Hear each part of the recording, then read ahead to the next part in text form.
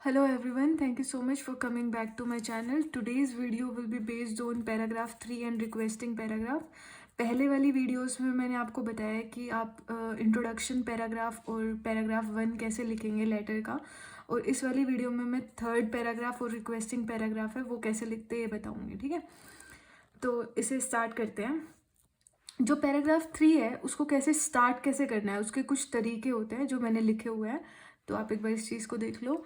जो first how to start paragraph 3, इसको ऐसे कर सकते हैं हम रिगार्डिंग। पहले ये देखो, जो थर्ड पैराग्राफ है उसके अंदर हम सेमी रेलेवेंट डाटा लिखते हैं। ठीक है, सेमी रेलेवेंट कौन सा डाटा होता है? जो कि इम्पोर्टेंट होता है पर इतना नहीं होता। अगर कुछ मतलब उस सेमी होता है कि अगर उसमें कुछ चीज़ें नहीं भी लिखोगे, लाइक अगर उसका घर लिख रखा है उसको कि वो सेकंड फ्लोर पे रहता है, या उसकी स्टेयर केस नहीं है, ये नहीं है कुछ भी। अगर हम किसी ऑक्यूपेशनल थेरेपिस्ट को लिख रहे हैं तो वो इम्पोर्टेंट है, लेकिन अगर जैसे जो भी सोशल वाली चीज़ें हैं जो भी उसकी, वो सारी सेमी रेलेवेंट चीज़ों में आती है। ठीक है, जो भी उसकी पास्ट हिस्ट्री है वो भी सेमी रेलेवेंट है, तो वो सारी चीज़ें आप थर्ड पैराग्राफ में लिखोगे। तो थर्ड पैराग्राफ में आ गई हमारी social history, past medical history, कि उसको पहले कुछ भी हो, कि डायबिटीज़ था, हाइपरटेंशन था पहले। ठीक है, करंट कंडीशन हमेशा पैराग्राफ सेकंड में लिखोगे, और जो उसको पहले हो चुका है वो सारी चीज़ें थर्ड वाले पैराग्राफ में लिखेंगे। ठीक है, कि वो किसके साथ रह रहा है, अकेला रह रहा है, विडो है, या कुछ भी ऐसी कोई भी इंफॉर्मेशन होगी वो पैराग्राफ 3 के अंदर लिखी जाएगी। ठीक है, तो अब इसको स्टार्ट करते हैं। इसके कुछ तरीके हैं इसको स्टार्ट कर। मैं स्टार्टिंग वाली लाइन इसलिए बता रही हूँ क्योंकि एक बार हमें स्टार्टिंग वाली लाइन मिल जाती है ना, उसके बाद तो हम कुछ खुद भी बना लेते हैं, लेकिन वो स्टार्टिंग वाली लाइन काफ़ी डिफिकल्ट हो जाती है लिखनी। तो इसलिए पहले से ही उसको लर्न कर लो, ताकि अगर आपको कहीं पे भी ऐसा कुछ दिखे तो वहाँ उस चीज़ को आप लिख दो। ठीक है, तो इसमें पहली लाइन है regarding mister x medical history. ये ऐसे पोस्ट्रोफी एस भी लगाना है, ये होता है ऐसे। ठीक है, कि इस इंसान की ही मेडिकल हिस्ट्री है, ये चीज़ ये बताती है।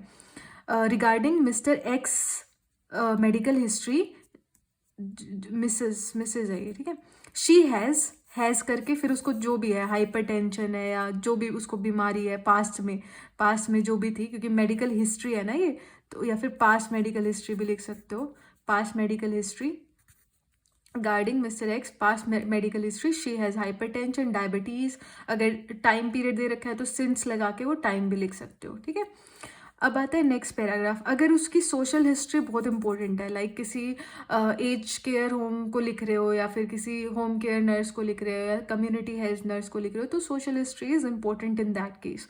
तो वहाँ पे आप क्या लिखोगे? वहाँ लिख सकते हो with regards to mister X, यही वाली चीज़, सोशल हिस्ट्री, सोशल सिचुएशन, या फिर इसकी जगह बैकग्राउंड भी लिख सकते हो, सोशल सिचुएशन या बैकग्राउंड। शी हैज़, जो भी उसको कंडीशन है वो लिख दो, शी हैज़ डैश, या फिर लिख सकते हो ही या शी जो भी है, lives alone and work as, जो भी उसका प्रोफेशन है वो लिख सकते हो, वर्क्स एज टीचर लिख सकते हो, वर्क एज टीचर, प्रोफेसर, कुछ भी लिख सकते हो, profession, and is a teacher, यहाँ टीचर भी लिख सकते हो, दोनों तरीके से लिखा जा सकता है। ठीक है, ही lives alone and is a teacher, या and work as a teacher, ऐसे भी लिख सकते हो।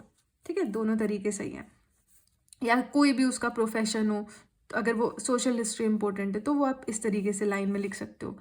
अब नेक्स्ट आती है during mister x home visit. अगर कोई होम केयर नर्स है तो वो अपनी पहले की बता देगी कि उसने क्या क्या सिचुएशन उसकी थी, फिर उसके बाद लिख देगी कि ड्यूरिंग होम विजिट, जब उसकी होम विजिट हुई तब उसने उसकी क्या सिचुएशन देखी, वो लिख सकते हैं ही और शी हैज़ करके, जो भी उसकी कंडीशन है वो लिख सकते हैं यहाँ पे। ठीक है, ये स्टार्टिंग वाली लाइन है, हाउ टू स्टार्ट में बता रही हूँ मैं ये सारी चीज़ें आपको। क्लियर है ना? ओके। फिर हम लिख सकते हैं her past medical history reveals that missus X has been dealing with जो भी उसकी कंडीशन है, like dealing with diabetes mellitus over the last 6 years since she started working long hours. जैसे उसने since she started working long hours, उसने long hours जब शुरू किए तो तब से वो डायबिटीज़ से डील कर रही है। तो इस तरीके का भी फ्रेज आप लिख सकते हो। ठीक है, ये चीज़ें इसलिए लर्न करनी ज़रूरी है क्योंकि जब आप लिखोगे ना तो आपके पास पहले ही प्रिपेयर्ड चीज़ होगी, आप उसको कर सकते हो।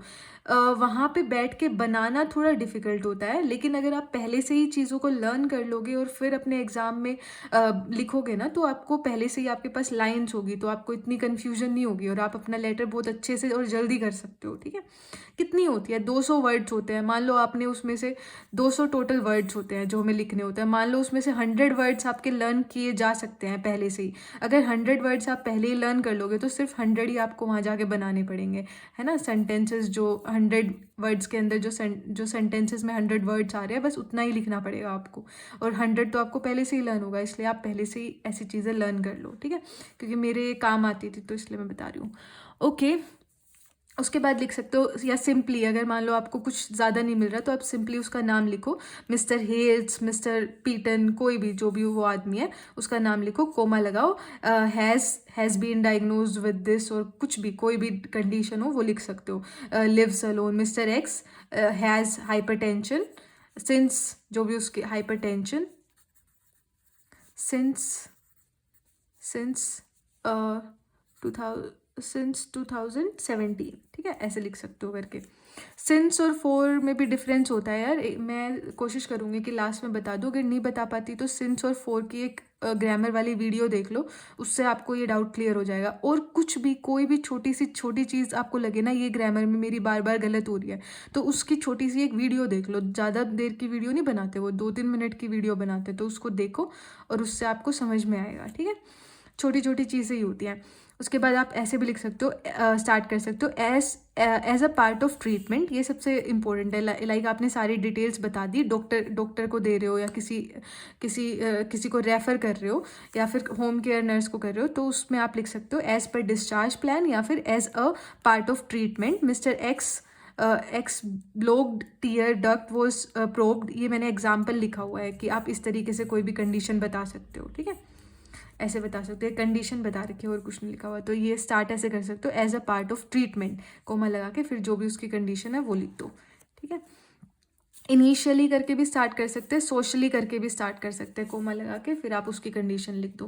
क्योंकि जब हम स्टार्टिंग वाली चीज़ अगर सही कर देते हैं ना, तो उसके बाद फिर एक अच्छा इंप्रेशन जाता है और फिर वो हमारा लेटर और अच्छा लगता है, वो ज़्यादा फिर उसको मतलब ज़्यादा मार्क्स भी देने की कोशिश करेंगे अगर हमने शुरू में ही अच्छा लिखा हुआ है। ठीक है, ओके, जब अगर डिफरेंट प्रोसीजर्स किए गए हैं उस पर, मान लो जो पेशेंट है उस पर 2-3 प्रोसीजर हो चुके हैं, लाइक पहले उसका ये कोई सीटी स्कैन हुआ था लेकिन सीटी स्कैन ठीक नहीं हुआ, फिर बाद में उसका ईसीजी करना पड़ा, ऐसे कुछ प्रोसीजर है, तो उसके लिए भी मैंने एक लाइन बना रखी है, वो है on the next visit since the xray was insufficient, comma लगा के, mister X was instructed to undergo a nerve conduction test in view of carpal tunnel syndrome.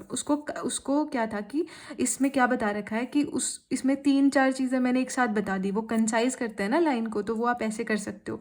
On the next visit, उसका पहले तो एक्सरे हुआ, since the xray was insufficient, जो भी उसका कर लिया गया है, एक्सरे किया था वो उसका इनसफिशेंट था। ठीक है, फिर केस नोट में ऐसे नहीं बताया जाएगा, केस नोट में ऐसे बताया जाएगा पहले उसका एक्सरे करा गया, फिर उसके बाद उसका रिजल्ट आया लेकिन वो सही नहीं था, उसके बाद फिर उन्होंने उसको कहा कि नर्व कंडक्शन टेस्ट कराओ, लेकिन फिर वो भी नहीं पता, उससे भी इतना कुछ पता नहीं चला, लेकिन उससे ये पता चला कि उसको कार्पल टनल सिंड्रोम है।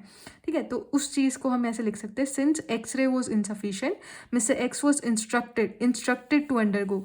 ये ऐसे कीवर्ड्स है ना, ये यूज़ में आते हैं, was insufficient, instructed to undergo a nerve conduction test in view of the जो भी डिजीज कंडीशन है उसके लिए, in view of the carpal tunnel syndrome. ठीक है, इस तरीके से आप अपना पूरा डायग्नोसिस लिख सकते हो। ठीक है,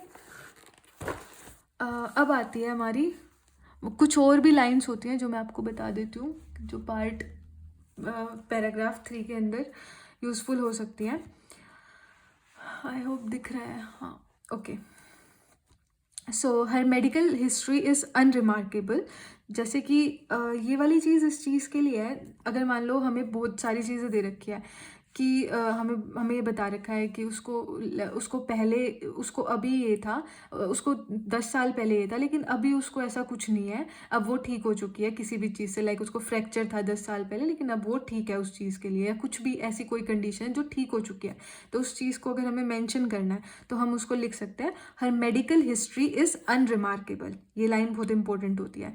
अगर मान लो वो उसको बता रखा है कि उसको ये प्रॉब्लम थी, वो प्रॉब्लम थी, कई सारी प्रॉब्लम बता दिया, वो कई सारी प्रॉब्लम तो नहीं लिखेंगे ना, या लिख भी रहे हैं तो उसको किस तरीके से लिखेंगे, her medical history is remarkable for previously untreated, जो डिजीज कंडीशन है वो डायबिटीज मेलाइटिस कर दो जैसे, her medical history is remarkable, remarkable मतलब कि है उसको अभी वो, is remarkable for previously untreated जो disease condition like diabetes mellitus है, तो डायबिटीज मेलाइटिस लिख दो, ठीक है। तो ये कुछ लाइन थी। अब आता है कि जब हम किसी को रेफ़र कर रहे हैं, in case of referral letter के अंदर क्या होता है कि रेफरल लेटर के अंदर हमें पूरा बताना पड़ता है, होल सीन एक्सप्लेन करना पड़ता है, क्योंकि हम अपने हॉस्पिटल में उसको जितना भी जो भी केयर दिया या कुछ भी हुआ है तो वो सारी चीज़ें बतानी पड़ती है रेफ़र वाले को, क्योंकि उसको आगे की केयर देखनी है ना। लेकिन वो सारा सीन किस बेसिस पे बताएंगे, अगर हम किसी एंडोक्राइन वाले डॉक्टर को लिख रहे हैं, एंडोक्राइनोलॉजिस्ट को लिख रहे हैं, तो उस इंसान को हम एंडोक्राइन वाली ही बातें बताएंगे, ठीक है, कि फर्स्ट विजिट में एंडोक्राइन से रिलेटेड उसने क्या बताया, सेकंड में क्या हुआ, थर्ड में क्या हुआ, तो उस चीज़ के लिए भी एक वो बना रखा है। देखो जैसे हमें कुछ पूरा सीन समझाना है, डेट वाइज होता है ना किसी किसी केस नोट के अंदर कि इस डेट को ये हुआ, उस डेट को ये हुआ, तो सारी डेट्स नहीं मेंशन करनी, आपको ये ध्यान रखना, सारी डेट्स नहीं मेंशन करनी, जिन डेट्स पे मोस्ट इंपॉर्टेंट डाटा है वही करनी है। जैसे कि जो फर्स्ट डेट होती है, जहाँ स्टार्टिंग डेट होती है वो मेंशन कर सकते हैं हम, स्टार्टिंग डेट होती है वो, और जो कहीं बीच में अगर उसकी कोई सर्जरी हुई हो तो वो वाली डेट मेंशन कर सकते हैं, और थर्ड है जो लास्ट लेटेस्ट विजिट है वो बता सकते हैं, ठीक है, ऐसे करके बता सकते हैं। अब उसको लिखेंगे कैसे, ये सारी चीज़ें बता सकते हैं, स्टार्टिंग वाली, सर्जरी या फिर लेटेस्ट डेट। अब इसको लिखेंगे कैसे, ड्यूरिंग हर फर्स्ट विजिट,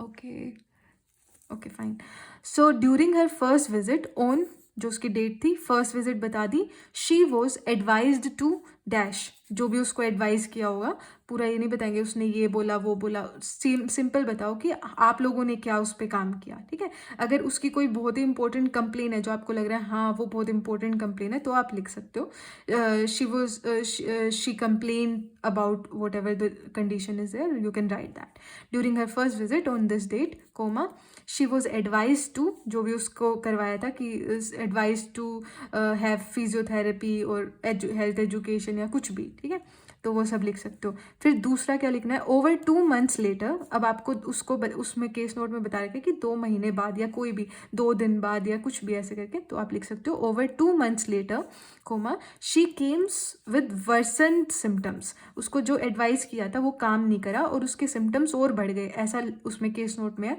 तो आप इसको ऐसा लिखेंगे, over 2 months later she comes with worsened symptoms. ये सबसे अच्छा वर्ड है, ये आप लिख सकते हो, सारे सिम्टम नहीं बताओगे, ब्लड प्रेशर बढ़ गया, वो बढ़ गया, वो बढ़ गया, जब आपने एक बार बता दी है वो चीज़ सेकंड वाले पैराग्राफ में तो आगे नहीं बताओगे, उस टाइम आप लिख सकते हो वर्सेंट सिम्टम्स, ठीक है, ये वर्ड यूज़ कर सकते हो। एंड अंडरवेंट, जो भी उसको कंडीशन अंडरवेंट हुई है, जैसे अंडरवेंट कोई सर्जरी हुई है तो वो सर्जरी का नाम लिख सकते हो। ऑन द नेक्स्ट विजिट, फिर ये अब उसके बाद 2 months के बाद जो उसकी नेक्स्ट विजिट है, अब नेक्स्ट विजिट कभी भी हो सकती है, डेट मेंशन करने की ज़रूरत नहीं है, अगर करना चाहो तो वो भी कर सकते हो, इंपॉर्टेंट हो तो, नहीं तो बस ये बता दो ऑन द नेक्स्ट विजिट जो उसकी कंडीशन थी उसके बारे में बता दो।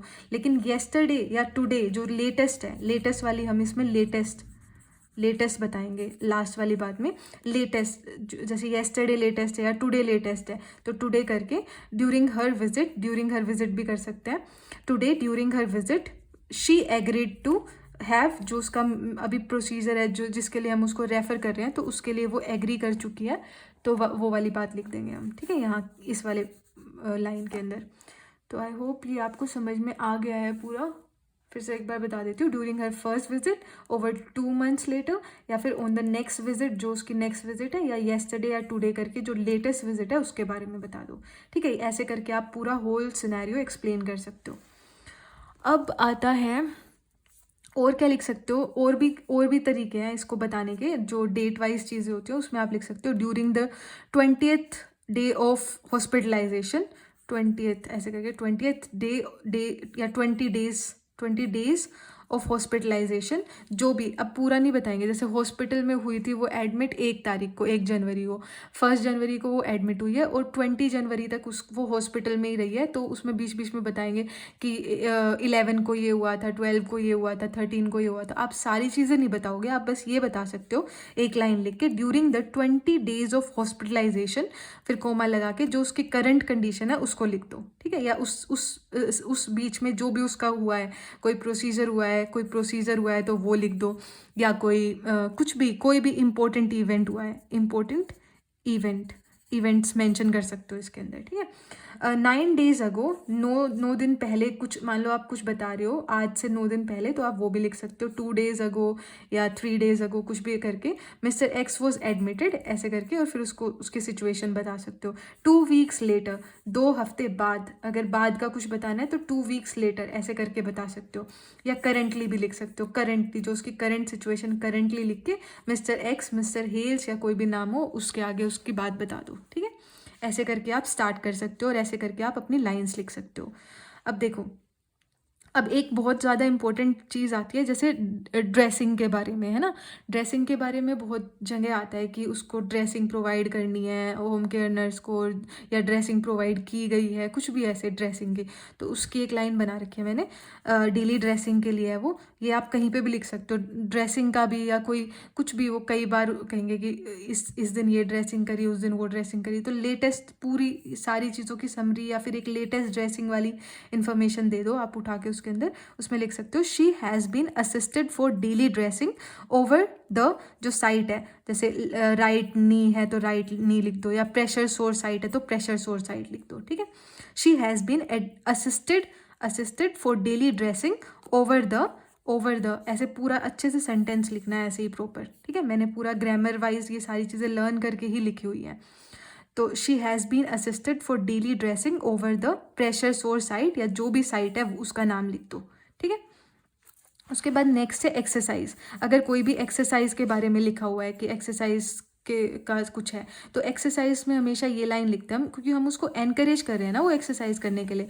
तो she has been encourage to do या फिर परफॉर्म डू हटा देना, परफॉर्म लिखना, क्योंकि परफॉर्म एक ज़्यादा परफॉर्म करना एक ज़्यादा ऑफिशियल या फिर फॉर्मल वर्ड होता है, ठीक है।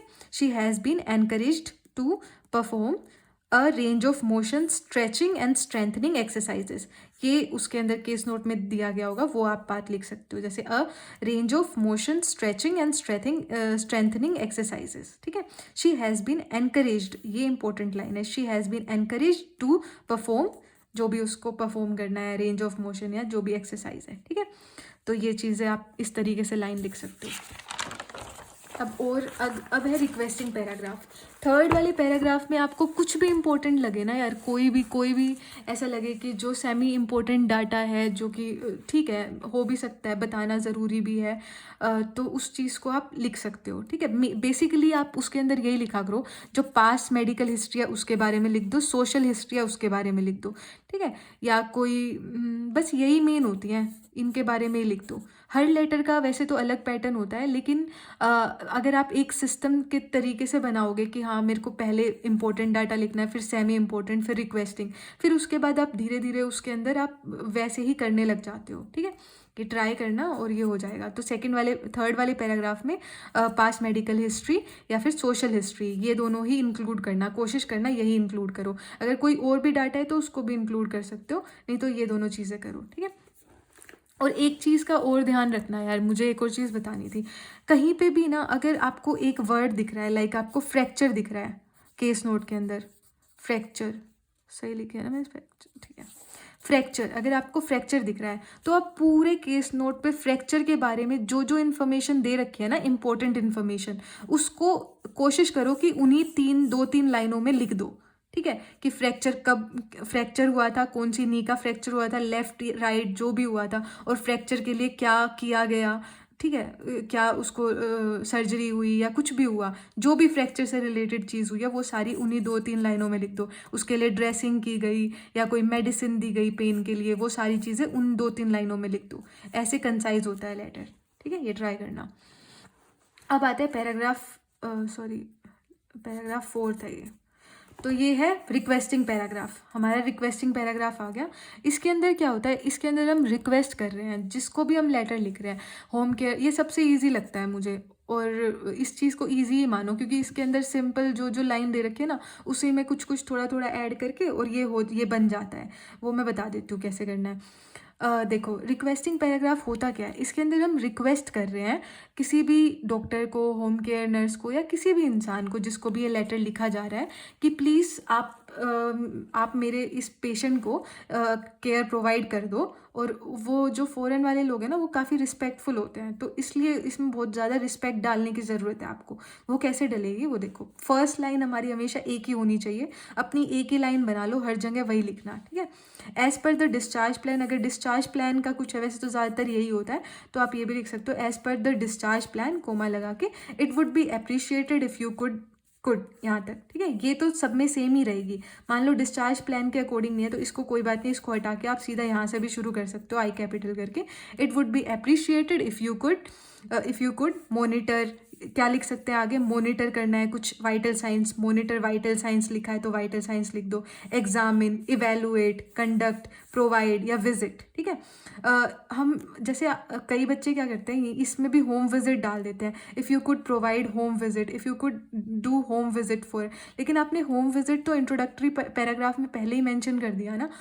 इंट्रोडक्शन पैराग्राफ में जो मैंने आपको बता रखे हैं 3-4 तरीके, उसमें पहले ही आप होम विजिट मेंशन कर चुके हो, तो आपको बार बार नहीं बताना कि होम विजिट कर रहे हो, होम विजिट करना है। यहाँ पे आप सिंपल लिखो जो बातें हैं, मोनिटर करने, वाइटल साइंस, या फिर उसकी डेली ड्रेसिंग करनी है, जो भी इन्फॉर्मेशन है वो लिखो।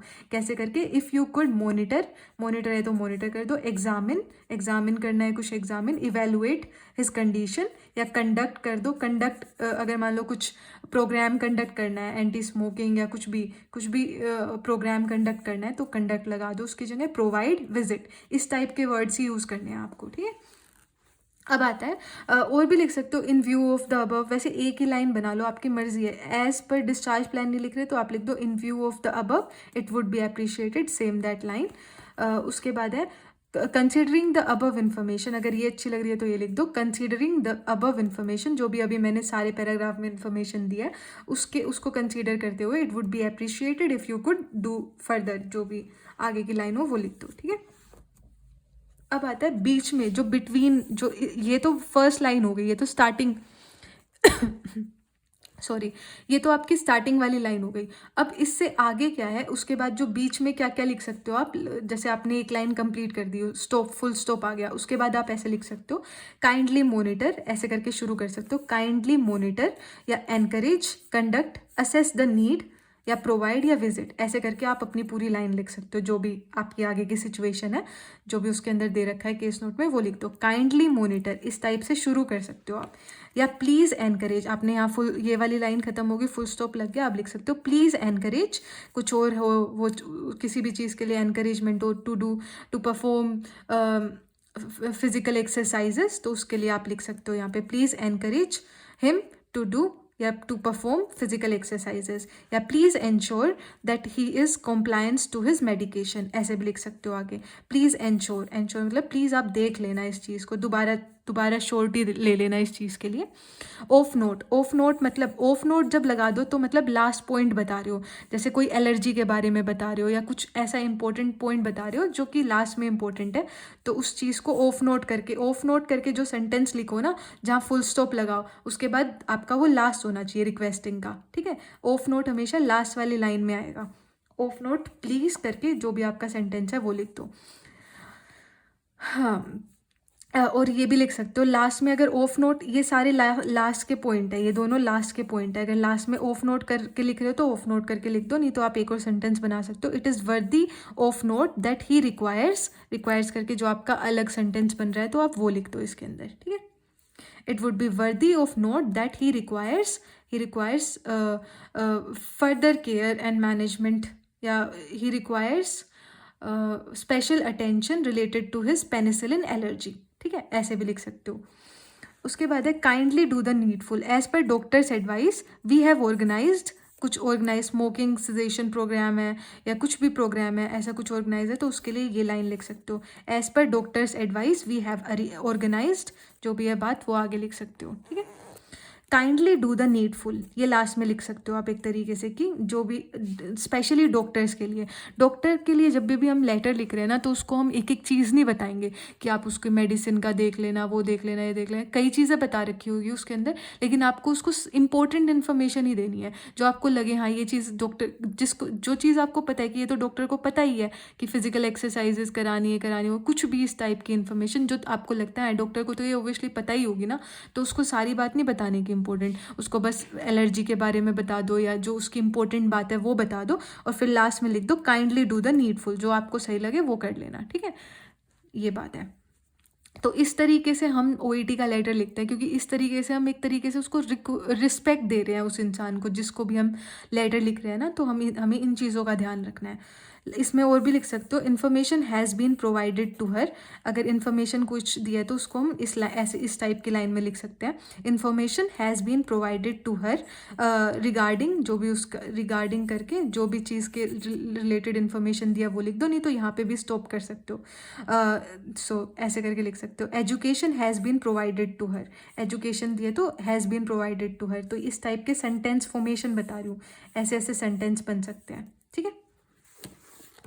अब आता है हमारा और क्या है, अब देखो जैसे कि ना, अब आपके पास क्या है, उसमें ये भी बताया होगा, केस नोट के अंदर ये बताया होगा कि हमें ये भी बताना है होम केयर नर्स को कि भाई जो भी हमने अभी वो इन्फॉर्मेशन दे रखी है उनको, जो भी हमने ट्रीटमेंट दे रखा है, ध्यान रखना कि पेशेंट उसको फॉलो करे, तो उस चीज़ में आपको ये लाइन लिख देनी है, please note adherence to treatment is mandatory, sorry, तो please note adherence to treatment is mandatory, तो ये लाइन लिख सकते हो आप, ठीक है।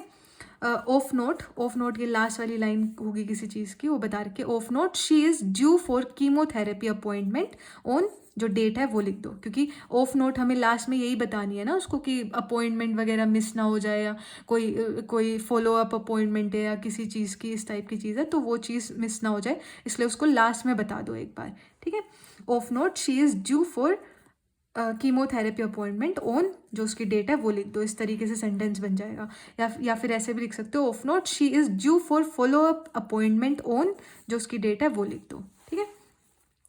अब नेक्स्ट पॉइंट है हमारा, शी नीड्स टू कंटिन्यू, अब जैसे कि ना ये वाला पॉइंट किस चीज़ के लिए है, अगर उसको बहुत सारी मेडिसिन दे रखी है, अगर आपके केस नोट के अंदर बहुत सारी मेडिसिन दे रखी है और आपके पास ऑलरेडी बहुत सारा डाटा है, और आपके पास आपको लग रहा है कि आप ये इतनी सारी मेडिसिन अगर इसमें लिखोगे तो आपका लेटर बहुत ज़्यादा बड़ा खिंच जाएगा, तो आपको क्या करना है, लास्ट में ये लाइन लिख देनी है, she needs to continue with her prescribed medication या मेडिसिन, कुछ भी लिख सकते हो, मेडिकेशन विच आर अटैच्ड, बस इतना सेंटेंस लिख दोगे तो उससे समझ जाएंगे वो, ऐसा सेंटेंस लिख सकते हो आप, तो इसको नोट कर लेना, she needs to continue with her prescribed medication which are attached, सारी मेडिसिन लिखने की ज़रूरत नहीं है, सिर्फ ये लाइन लिख दो, आपका काम हो जाएगा, ठीक है।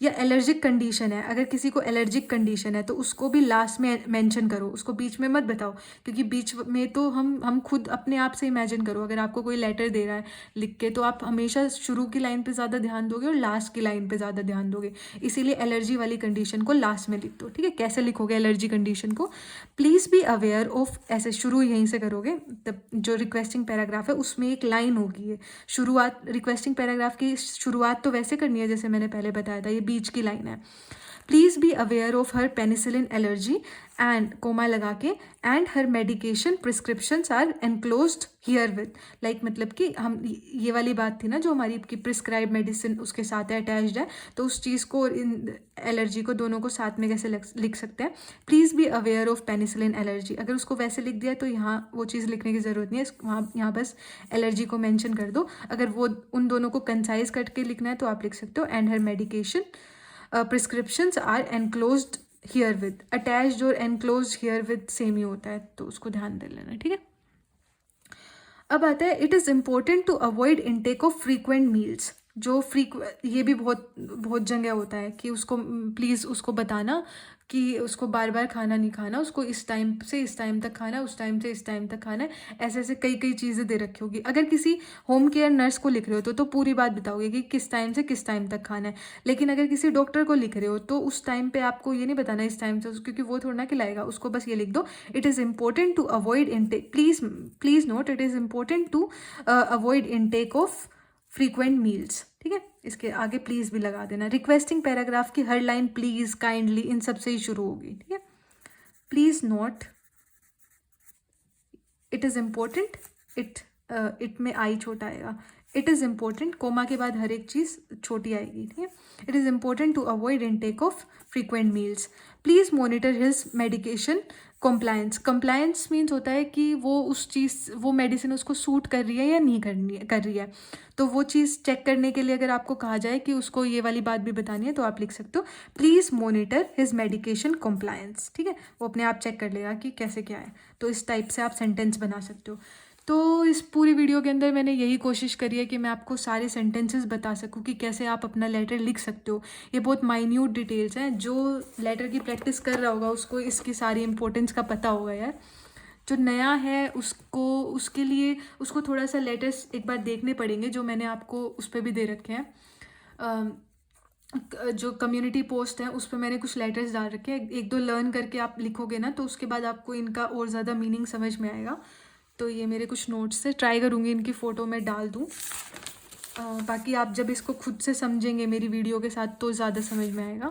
ठीक है, ओके, थैंक यू गाइस। अच्छा, एक एग्जांपल और दे देती हूँ अगर आप देख ही रहे हो मेरी वीडियो अभी भी। ठीक है, देखो जो हमारा थर्ड पैराग्राफ है उसका एग्जांपल दे रही हूँ। रिगार्डिंग हर मेडिकल हिस्ट्री, जैसे हमने शुरू किया है, रिगार्डिंग हर मेडिकल हिस्ट्री, हम ये लेटर लिख रहे हैं कम्युनिटी हेल्थ नर्स को, तो हमें थोड़ा सा सोशल या इस टाइप की चीज़ बतानी भी ज़रूरी है। Regarding her medical history, comma लगा के, she had frequent conjunctivitis and gastroenteritis. बस ये नहीं बताना कब था क्यों था, बस इतना सिंपल बता दो, इतना। Which is possibly associated with poor hygiene. हमने ये बात इसलिए बताई है क्योंकि उसकी पुअर हाइजीन थी, इसलिए ये दोनों चीज़ें उसको पास्ट में हुई हैं, इसलिए मैंने ये मेडिकल हिस्ट्री इसके अंदर डाली। अगर ये पुअर हाइजीन से रिलेटेड नहीं होती तो फिर मैं नहीं डालती। ठीक है, इन एडिशन करके कनेक्टर यूज़ कर दिया मैंने। इन एडिशन कोमा लगा के, she has hypertension and mild sclerosis. उसको ये भी चीज़ें हैं, हाइपरटेंशन और माइल्ड स्क्लेरोसिस भी है। पूरा नहीं बताना कब था, कब से कब तक था, क्यों था, क्या, कुछ नहीं बताना, बस सिंपल बता दो she has hypertension and mild sclerosis. फिर डॉट लगा के फिर उसको सोशली भी बता दो। सोशल में काफ़ी चीज़ें बता रखी हो, उसके साथ रह रही है, इसके साथ रह रही है, उसके पति के साथ रह रही थी लेकिन झगड़ा हो गया तो वो कहीं और रह रहा है, वो कहीं और, इतना कुछ नहीं बताना। ठीक है, बस ये लिख दो, सोशली शी लिव्स अलोन। अगर आपके पास कम कंटेंट है तो आप बढ़ा सकते हो, थोड़ा सा इरेलेवेंट भी डाल सकते हो, ज़्यादा नहीं, थोड़ा सा। अगर आपके पास कम कंटेंट है तब की बात है ये। अगर आपके पास प्रॉपर, ज़्यादातर केसेस में तो प्रॉपर कंटेंट होता है तो आप सिंपल लिखो, शी हैज़ सोशली करके, she lives alone and refuse to visit GP. जो उसका जीपी है उसको रिफ्यूज़ कर दिया। देखो मैंने इस छोटी सी लाइन में सब समझा दिया इसको। तो इस टाइप से आपको सेंटेंसेस बनाने हैं। ठीक है, एक ये वाली चीज़ और बता देती हूँ।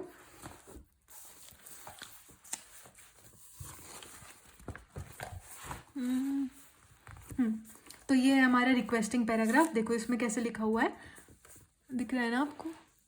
हाँ, as per discharge plan it would be appreciated if you could visit her twice a week and provide assistance with.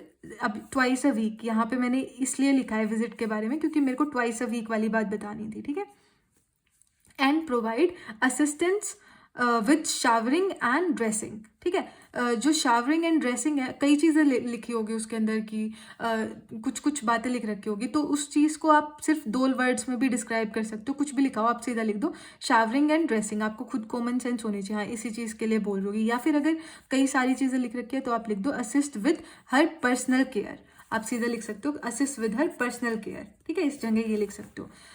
और डेली लाइफ एक्टिविटीज़, अगर मान लो उसके बर्तन वर्तन धोने और ये सारी कुछ कुछ खाना बनाना, ये कई चीज़ें हैं, तो आप सिंपल लिख दो डेली लाइफ एक्टिविटीज़, क्योंकि वो जब उसके होम केयर नर्स उसके घर जाएगी या कम्युनिटी हेल्थ उसके घर जाएगी तो खुद पूछ लेगी ना कि क्या क्या करवाना है और भी कुछ हेल्प करानी है, तो आप सिंपल लिख दो डेली लाइफ एक्टिविटीज़, उससे वो समझ जाएगी कि इस चीज़ में हेल्प करनी है, ठीक है। Please provide advice related to hand and food hygiene to prevent further infection, ठीक है। प्लीज़ प्रोवाइड, इस टाइप से मैंने शुरू कर रखा है, please provide advice related to, जो भी उसकी एडवाइस है उससे रिलेटेड वो लिख दिया आगे। फिर यहाँ डॉट लगा के फिर मैंने नेक्स्ट सेंटेंस शुरू किया, काइंडली से शुरू किया है, kindly oversee the treatment of right to, ठीक है, oversee the treatment of right to by cleaning and changing dressing twice a week. जो उसकी ड्रेसिंग है उसके लिए अलग से नहीं बताएंगे, इसी के अंदर बता देंगे कि उसका ट्रीटमेंट भी चेक करना है राइट टू का और उसको ड्रेसिंग भी करनी है, सारी बात एक साथ बता दी, ठीक है। फिर of note, please monitor her with the prescribe medication. अब ऑफ नोट करके मैंने लास्ट बात बता दी, of note please monitor her with the prescribe medication which are attached, please do the needful. Last में ये भी लिख सकते हो, प्लीज़ डू द नीडफुल, इसकी ज़रूरत नहीं है, अगर लिखना चाहो तो ये लिख दो, ठीक है। फिर जो ये लास्ट की लाइन तो ये मैंने आपको पहले ही बता दी थी फर्स्ट वाली वीडियो के अंदर, should you have any queries या if you have any queries please do not hesitate to contact me, ये तो है, ये तो फिक्स्ड है, ठीक है। जो हम चेंज करते रहते हैं वो वाली लाइन्स मैंने आपको एक्सप्लेन कर दिया। अगर आपको इस वीडियो से कुछ भी इन्फॉर्मेशन मिली हो और आपको इन्फॉर्मेटिव लगी हो तो आप कमेंट करके बता सकते हैं, और अगर आपको कुछ भी समझ ना आया हो तो वो भी आप मुझसे पूछ सकते हैं। और मेरा एक इंस्टाग्राम पे चैनल है जिसका मैंने आपको बता रखा है, उस पर जो थंबनेल है उस वहाँ पे आपको मिल जाएगी उसकी आईडी, या फिर मेरे चैनल पे भी मिल जाएगी। कोई क्वेश्चन है तो आप मुझे वहाँ भी पूछ सकते हैं। अभी मैं कुछ दिन के लिए फ्री हूँ तो आप मुझसे पूछ सकते हैं, ठीक है। फिर शायद मैं बाद में बिज़ी हो जाऊँ। And thank you so much for watching my video. और नेक्स्ट वीडियो होगी मेरी रिलेटेड टू जो बिगिनर्स हैं उनके लिए होगी। आप लोग तो जो देख रहे होगे यहाँ तक आए होगे वो बिगिनर्स नहीं होंगे ऑब्वियसली, लेकिन अगर कोई बिगिनर है तो